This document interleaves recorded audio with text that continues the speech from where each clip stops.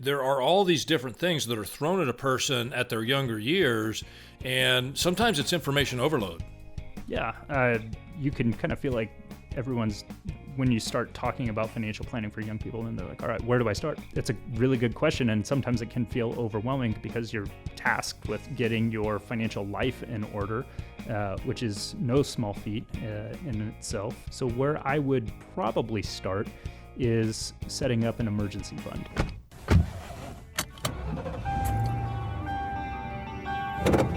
Starting your route to retirement. Welcome to the Guided Retirement Show. I'm your host, Dean Barber. Today, back, Jason Newcomer, certified financial planner, enrolled agent. Jason is going to bring something a little bit different to the Guided Retirement Show today. Instead of talking strictly about those of you that are near retirement or in retirement, we want to take the opportunity to educate our younger audience, the 20, 30, and so on year olds.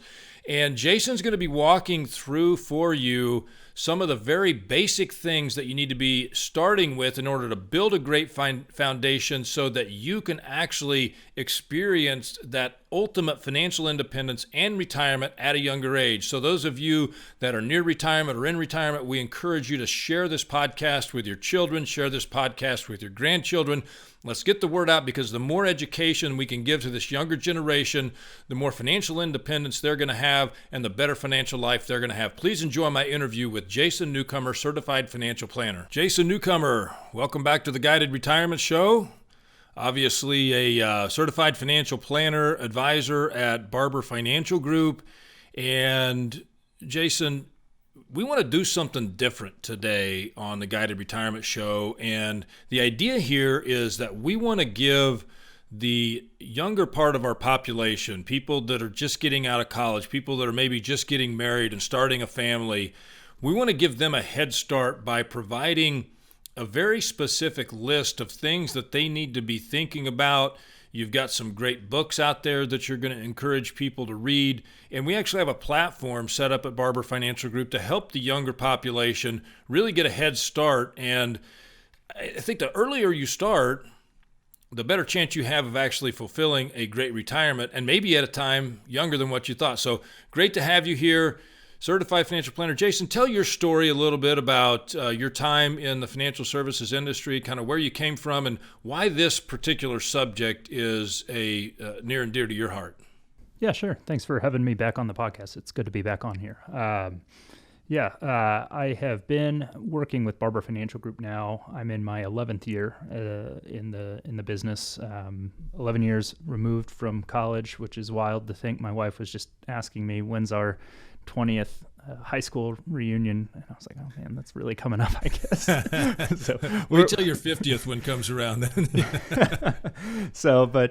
I went down to Missouri State University in Springfield, Missouri, studied finance, did some internships with Barber Financial Group during my college tenure there, and then started here back in May of 2010. So obviously, I have a passion for financial planning. Coming straight out of college, working for Barber Financial Group, working with the financial advising team, and then ultimately becoming a financial planner here, getting the CFP designation, becoming a certified financial planner, and really getting plugged into the community here. You know, Jason, it's really interesting with a person like you entering the financial industry at such a young age and straight out of college. And I did the same thing, 21 years old in the financial services industry. And I was thinking something at that time, and I want to get your impression here and see if you were maybe thinking along the same lines that I was. But I thought,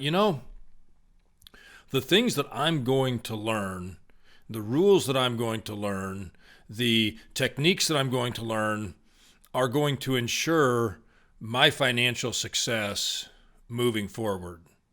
Did that thought ever cross your mind about you were really bringing in so much information, you were learning so many things that really you and I think about today as just fundamental? It's almost like, yeah, who doesn't know that? But there is a lot that you and I know that a lot of people don't, which is why our careers and what we do for people is so important.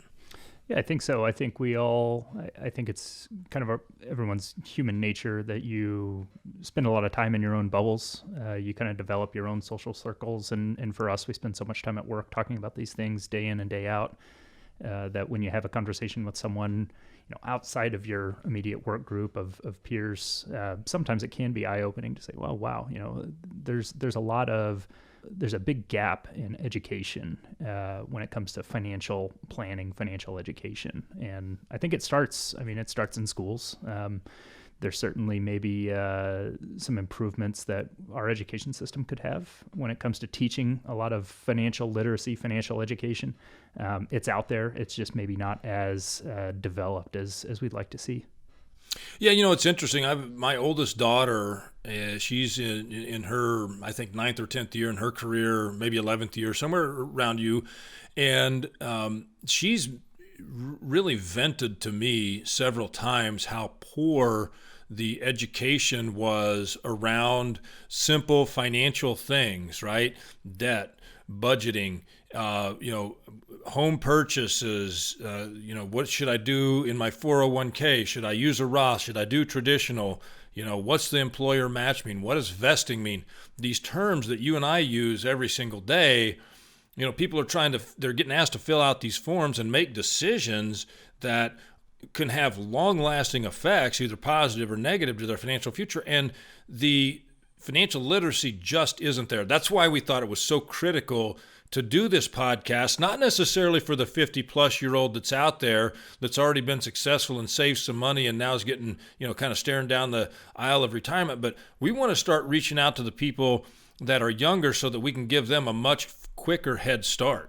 Yeah, that's well said. It's when we were talking about, throwing around ideas for this podcast and what's our topic going to be, and we talked about, well, what if we talk about something different, something totally different from our previous episodes, talking to maybe a younger group of people, kind of the next generation. To me, when, the media, I guess, if you were to turn on CNBC or something like that, or Fox Business, there's a lot of talk about stocks, about markets, about investing. But I think in order to have a good foundation for your financial plan, you need to start with the basics. And that's why when we're kind of coming out with the plan for this episode, I think it starts with, educating yourself and taking responsibility in your own financial plan. No one's going to do it for you. So no one cares more about your financial future than yourself. All right, so let's talk about some of the education things that are out there, Jason. Obviously, there is a lot of stuff written. And by the way, I agree with you wholeheartedly on CNBC and Fox Business and that. And those stations are more geared toward the financial industry. They're geared for people like you and I. They speak in a language that most people find foreign. So where do you suggest that our younger generation start when it comes to getting the education that they need on financial planning? Well, I think all they need to do is buy Bitcoin, right? No. That's it. Easy. And then you're done. Yeah. No, I educating yourself. The good thing about the day and age that we live in today is all of this information. There's so much free information that's out there. And that can have its drawbacks, but at the same time, there are a lot of good sources out there that if you're interested in learning about financial planning, which I think everybody should take an interest in their own financial future. I'd start with maybe some of the free resources that you can find, like on YouTube, or for example, this podcast, is a great resource of information. A shameless plug for our own podcast, but I would agree with you, though. It is good. In addition to those things, there are books, and when I was thinking about maybe the top 3 books that, as a young person studying this before I became a financial planner, or even in my early years as a financial planner, wanting to learn more about things that pertain to my situation as someone in my 20s, no longer in my 20s, but at the time, the very first book on personal finance that I remember reading was The Richest Man in Babylon. And a lot of people will know that book. It's, I think, 95 years old, maybe 100 years old at this point in time. But a lot of the same concepts that are discussed in that book, pay yourself first. That's the biggest takeaway is just make sure that your expenses don't exceed your income, right? It's kind of the basic foundation on which you build a financial plan. So The Richest Man in Babylon is probably a book that I would read, and maybe we can have links to these books in the show notes on our page here. But absolutely, we'll do that for sure. Maybe a couple other books. Obviously, the most people who have some interest in finance may be familiar with the name Dave Ramsey. There are some things that there are kind of like the hardcore Dave Ramsey fanatics, and then there are people on the other side of the spectrum that say, oh, no, you can't listen to anything that Dave Ramsey says. But he has written a book that's a bestseller that's got a lot of good information in it called The Total Money Makeover. Another book by Ramit Sethi, I believe I said his name right, is I Will Teach You to Be Rich. And I think if you start with those three books and spend maybe $30, $40 on those three books, it'll probably be some of the best money that you've spent in your life. One of the issues I think that a lot of people have, and I don't think this is even just with the younger generation, this goes into people that you and I are coaching to get into retirement and through retirement, is this whole idea of cash flow and budgeting. And, that again is it for you and me, it's common sense, all right? You make X, you spend Y. Y always has to be less than X, and then you save the difference, right? Or you pay yourself first, and then you know how much you have to spend, and if you spend everything else that you have left, it's okay because you know you've already saved. But this idea of cash flow and budgeting, I think a lot of people miss it, and they miss it in terms of forecasting future potential expenses that may not be part of what they consider their necessary expenses on a monthly basis, like a mortgage or a rent payment or an insurance payment or something like that. So what do you suggest for people to really get a grip on their budgeting process and following a budgeting process? And then is there any coaching for young couples as they begin to try to budget together or to merge, their different belief systems about money together? I think to that point, open and honest communication and setting kind of your own beliefs on the table and saying, this is how I think and feel about money. This is where my money comes from and where my money goes, and being honest with your partner about where that money goes. I think that's, we could have a whole discussion about joining finances. But as far as cash flow and budgeting, I agree with you. It's definitely an underserved part of financial planning. Most people just want to talk about, what's your portfolio look like? How are your stocks doing? But really, again, driving back to the foundation of your financial plan, you've got to know where's the money coming from, where's the money supposed to be going. I'd say if you're first getting started, take a look at the last 2 or 3 months of your bank account statements, or if you've got credit cards that you put expenses on, take a look at the credit card statements. And the credit card companies do a really good job of monthly reporting and kind of categorizing where's your money going. So I'd first start with some self-assessment there before I get too worried about trying to figure out what financial planning tools or calculators do I need to use online. Get familiar with your own situation first.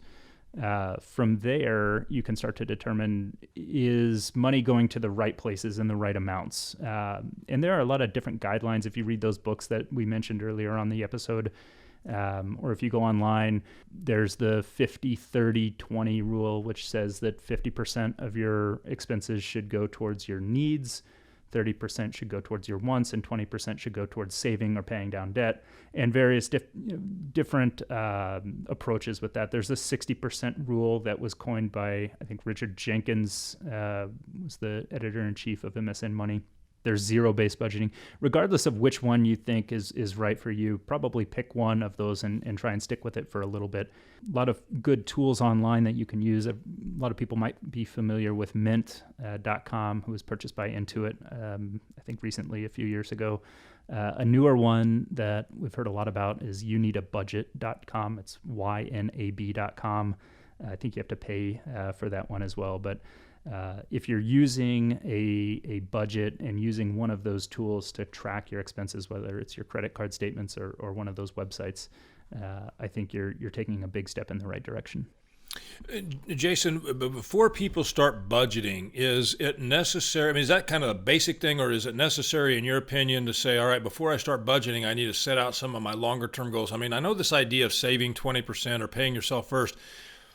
It's great. Are you just doing that initially to build up your emergency fund or your cash reserves, or are you doing that and saying, okay, this is part of my longer term, my intermediate term plan? Is my 401k contribution a part of that 20% that I'm saving? And I know I ask you a lot of questions there because there are all these different things that are thrown at a person at their younger years, and sometimes it's information overload.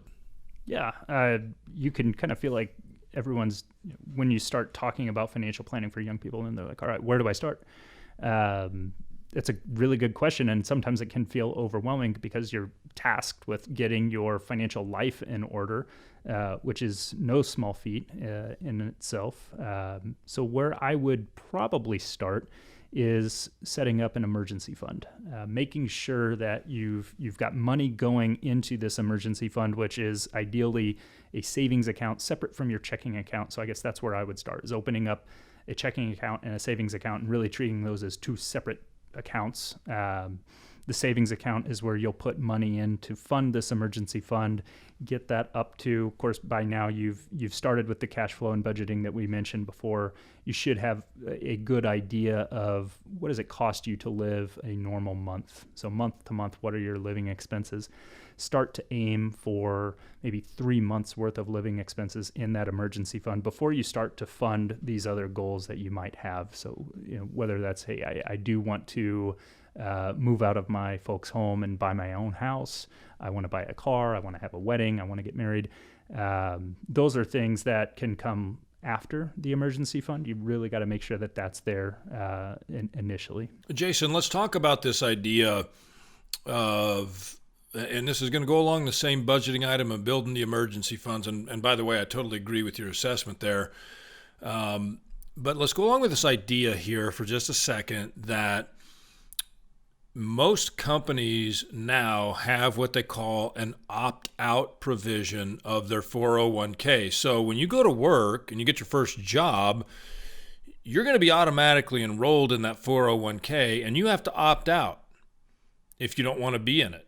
And most companies, if you don't pay attention to what's going on, they're going to force your money into one of their target date retirement funds, and then there is hopefully some sort of match to that. So what's your advice for a person who is starting to work for a company? They haven't yet built that 3 months worth of savings. Do they opt out of the 401k if indeed there is a match, or do they put that 401k contribution there and look at that as part of their budget item and then still try to start building that emergency fund outside of that? I would say, and you'll get a lot of different opinions on this, but my personal belief is that if there is a 401k match, make sure that you contribute enough to your 401k to get that match. Beyond that, then I would start the emergency fund. I guess let me back that up. I think that it's important to contribute to the 401k if there is an employer match. Contribute up to that 401k match limit. And then from there, I would go back to the emergency fund. And if it was at 3 months before you got to. Yeah.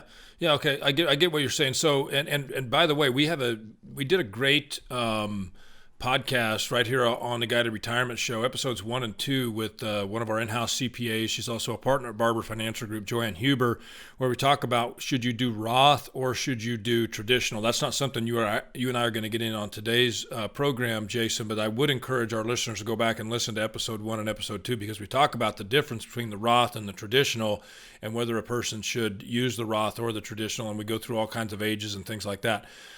Okay, so I love your idea. So let me explain this match thing for people. So let's just say, for an example, your company says, well, we match 50% of the first 6% of your contributions.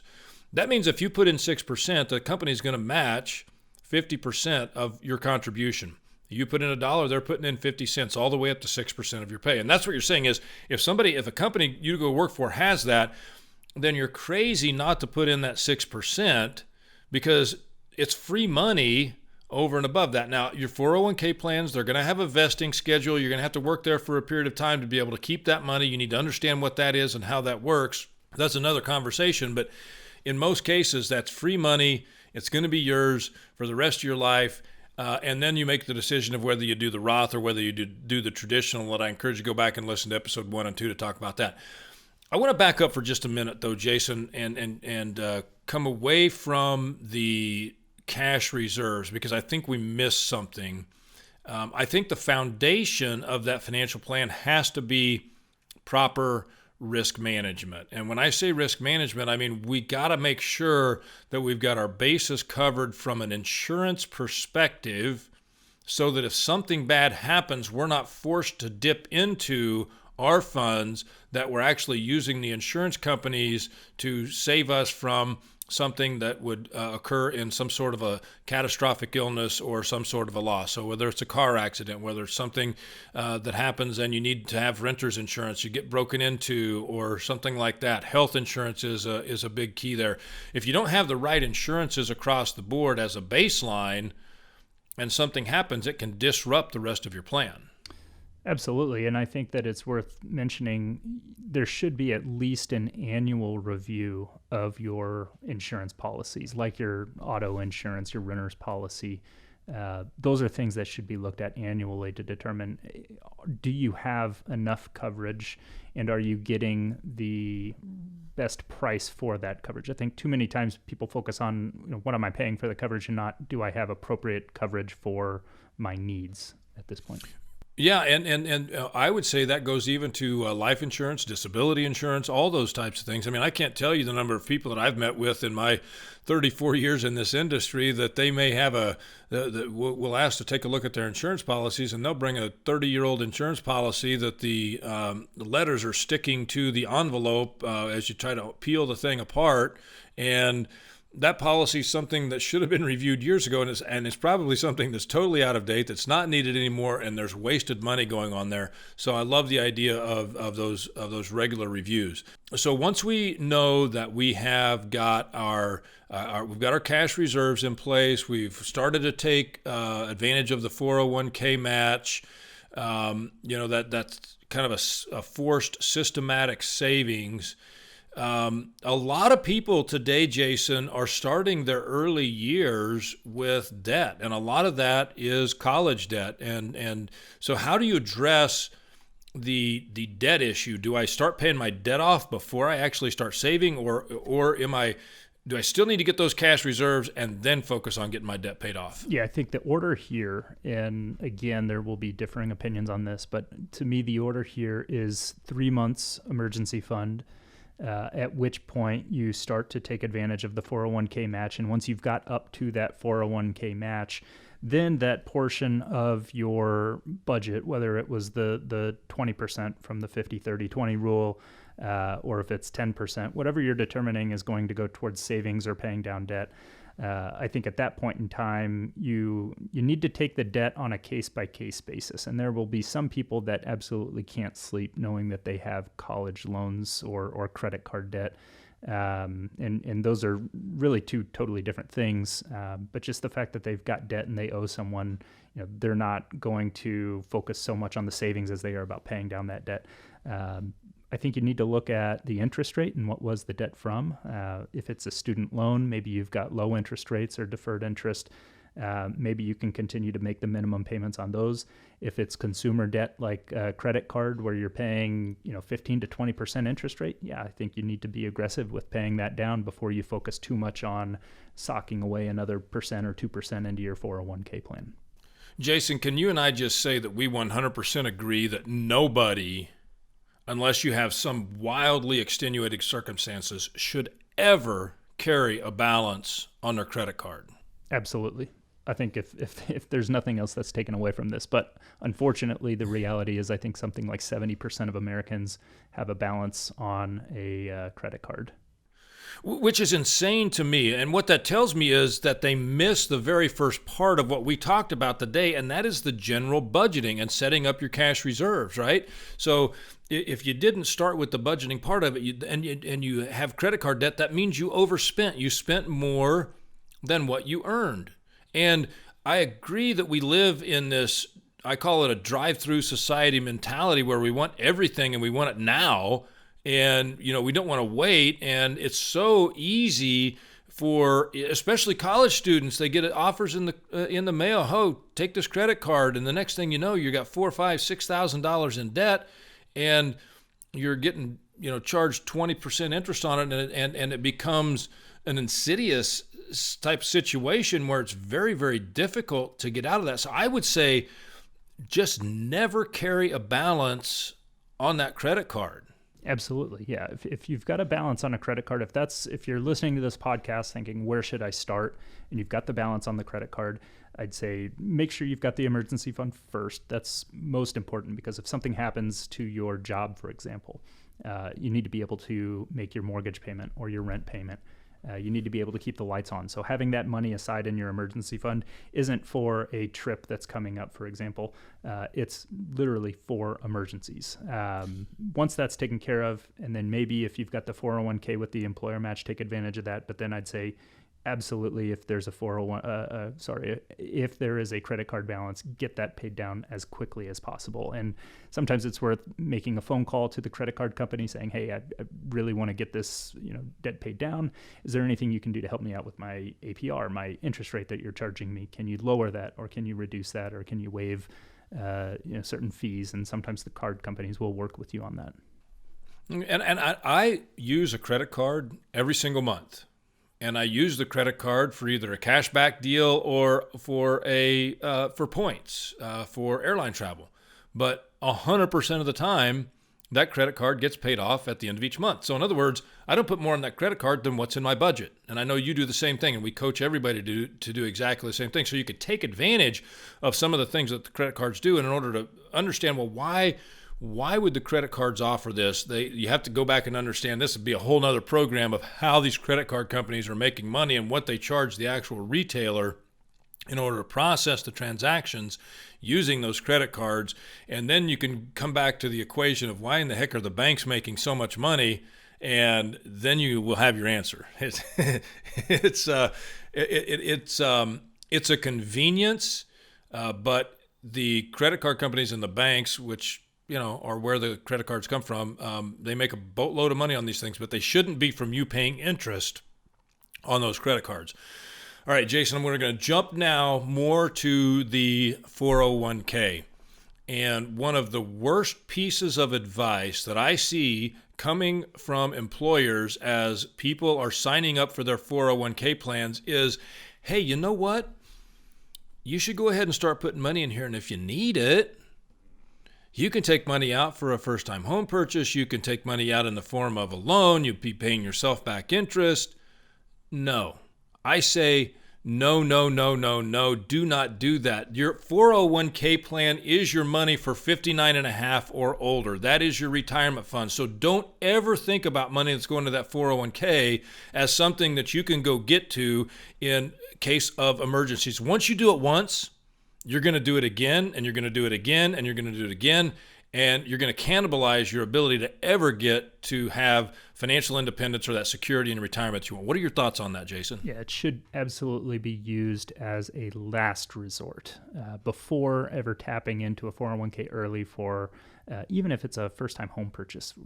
That's something that is allowed up to a certain dollar amount. I think it's $10,000. It's a last resort. Before you do that, I think you need to look at your income and your expenses and say, is this something that I can save for, or maybe cut back my expenses and maybe push this goal out a year or a certain amount of time in order to give yourself more time to save for that. Even maybe find a second job, do some freelance work, talk to family members, see if you can get a loan through there. But touching the 401k early for something that's not retirement related is absolutely kind of it might be allowed. There may be certain ways that you can get access to it early, but you're robbing from your future self. Yeah, it's just again, it's one of those things I think that was used early on with we try to get more people to enroll in the 401k plans as a way to say, well, don't think that this money's gone forever, because it's really not. You can use it for these things, and our advice as financial planners is don't do that. This is your future money. This is your put it away and forget about it. Now that's not saying don't manage it or don't understand what the investment is, but don't plan on touching that for years and years and years and years. This is for when you stop working, not for college education or anything like that. Right.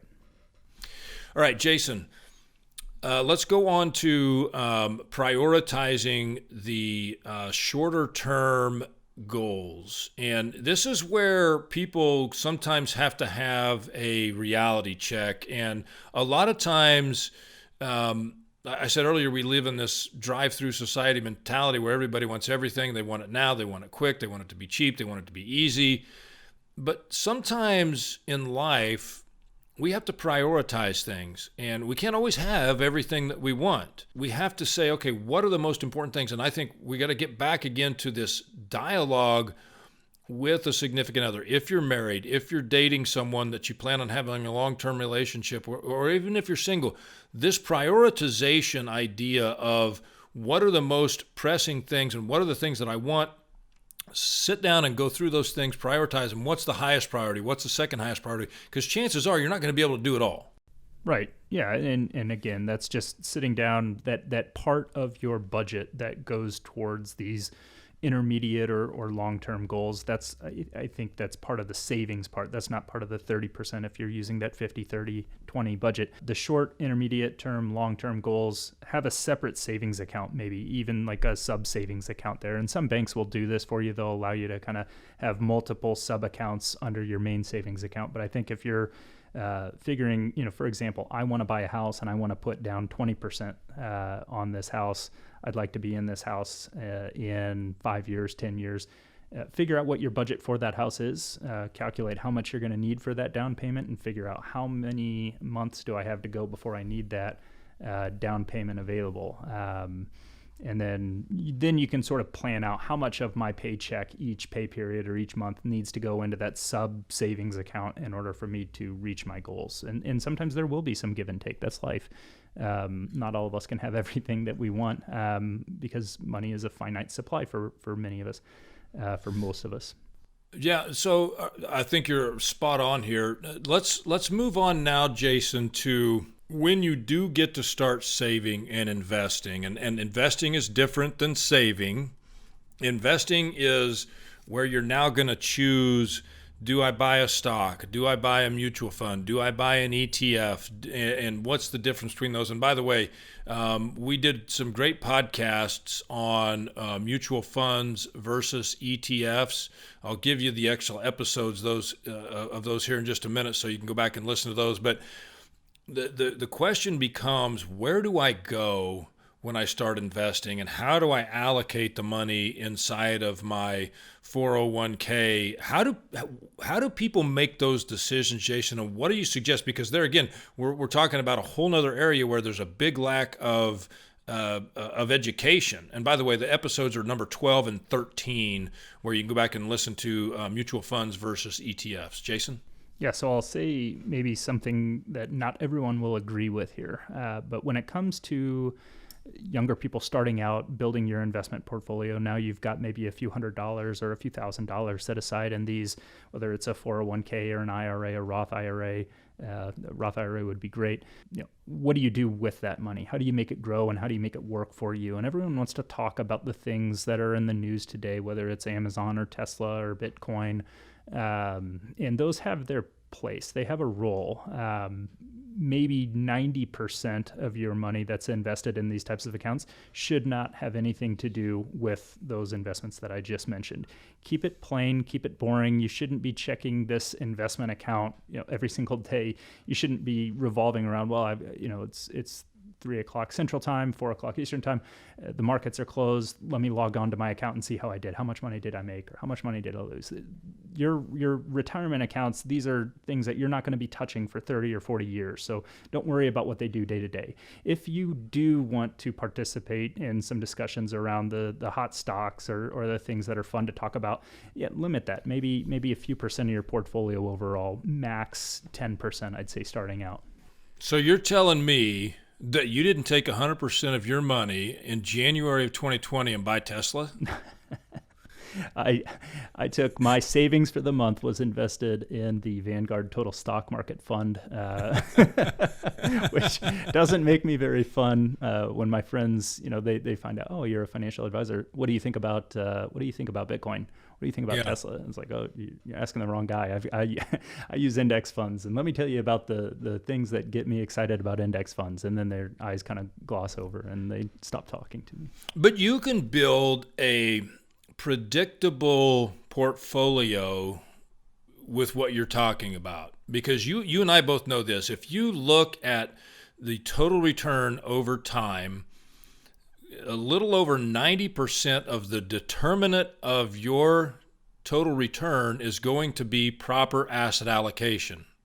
And there's a small percentage of that total portfolio return that is attributable to picking the best stocks.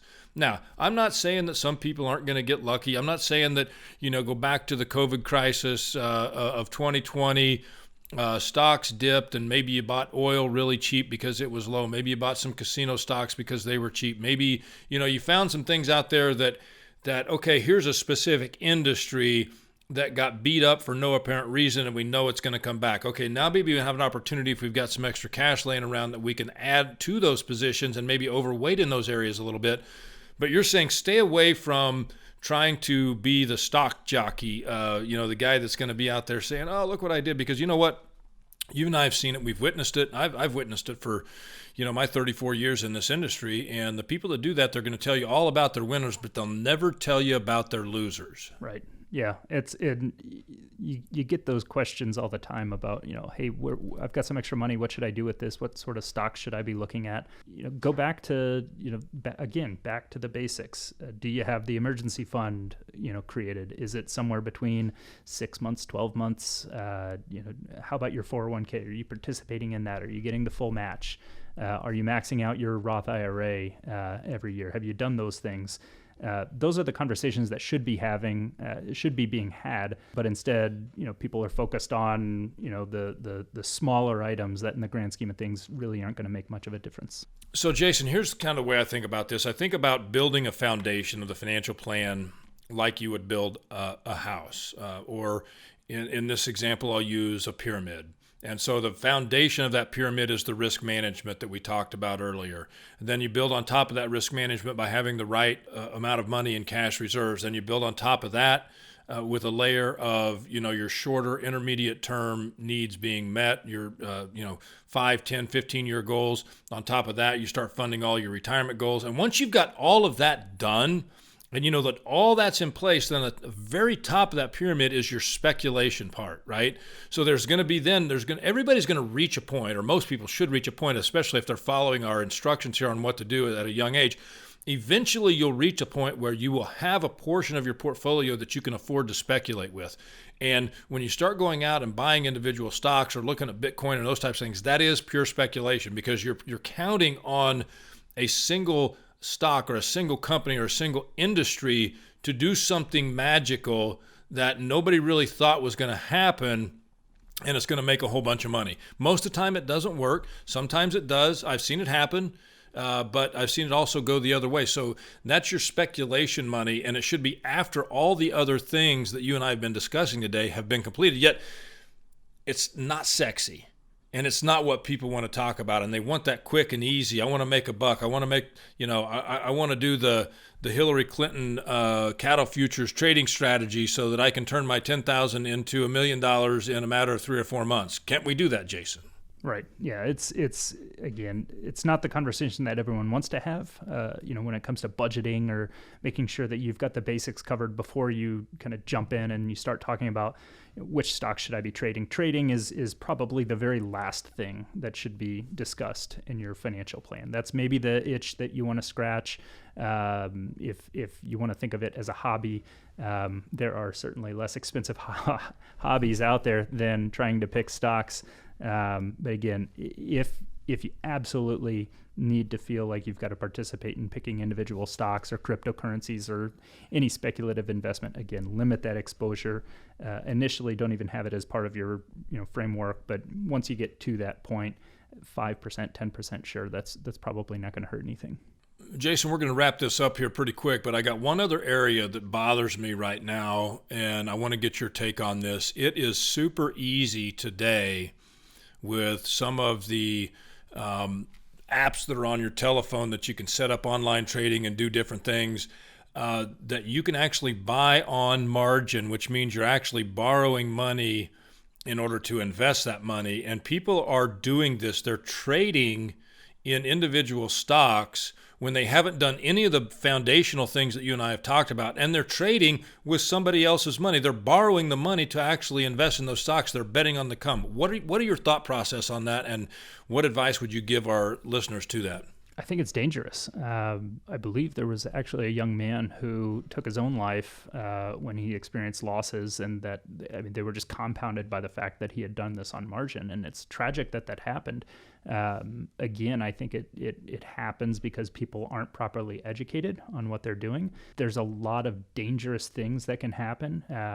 Again, a wrong mistake made early on in financial planning, maybe when the stakes are small, when there's not that much money at risk, maybe it's not going to manifest itself in any serious manner. But down the road, when you've started talking about some of these more speculative trading on margin things, those are absolutely things that can hurt. Yeah, and now I'll just give a quick word on the margin here, and I think the margin has a space. It has a purpose, and I use it in a conservative purpose. So for an example, someone is holding a highly appreciated stock. They need some liquidity to buy something, and yet they know if they sell that stock that they're going to experience massive taxes due to capital gains. Well, is a better option to margin a portion of that stock, borrow the money, pay it back over time. And so in essence, what's happening is the brokerage company is going to hold the stock as collateral. It doesn't get sold. You get the money. You can pay the money back over time, and you still get to hold on to the stock. In my opinion, when we start talking about margins, that's one of the few areas where I think that margins make any sense. Yeah, it's debt. It's, credit cards. Those are debts. Mortgage, that's a debt. There are certainly some points where debt, when used properly, is a very powerful tool, although those same tools can really hurt you if you're not aware of how they work or really what you're getting yourself into. Jason, this has been enlightening. We're going to continue to do more programs so that we can continue to educate the younger investor out there, people that are getting ready to start. In our show notes, you're going to find links to the books that Jason talked about. You're going to find links to our website, to areas where we can start helping you as the younger investor get started, how to set up those portfolios, how to get them funded. All that's available in the show notes, the links that are down there. So Jason Newcomer, certified financial planner. And I gotta mention, Jason, I'll toot your horn here just a little bit, just because I know you don't like to do it. The fact that you have gone so far in diving deep into the education, you've got your EA, which is an enrolled agent. You're really paying attention to the craft of financial planning, and the broadness of the education that you have is something that anybody that takes the time to sit down and visit with you and just listens to the basic fundamental things that you tell them to do, I believe will be far better off for it. And it may not be the sexy, flashy, we're going to do this with Bitcoin, or we're going to trade this options, or we're going to do... No, let's build a foundation that's so solid that you get to a point where now you can maybe do some of those things with some of your risk capital. That's right. Yeah, those conversations come later, but they're absolutely part of the big picture. Yep. Jason, thanks for being here. Thanks, Dean. We appreciate you joining us here on the Guided Retirement Show. As always, make sure and hit the subscribe button on your favorite podcast app. If you're on YouTube, give us a thumbs up, give us a like, give us a share. Do all the fun things that you do on social media. Let all your friends and relatives and coworkers know about the Guided Retirement Show. We do want to thank you for the thousands of downloads that we've had in our very short time in existence here on the Guided Retirement Show. Make sure and check out the show notes for more important information on how to get in touch with us, how to schedule a complimentary consultation, and all the important information that was listed in today's program. Investment advisory services offered through Barber Financial Group and SEC registered investment advisor. Starting your route to retirement.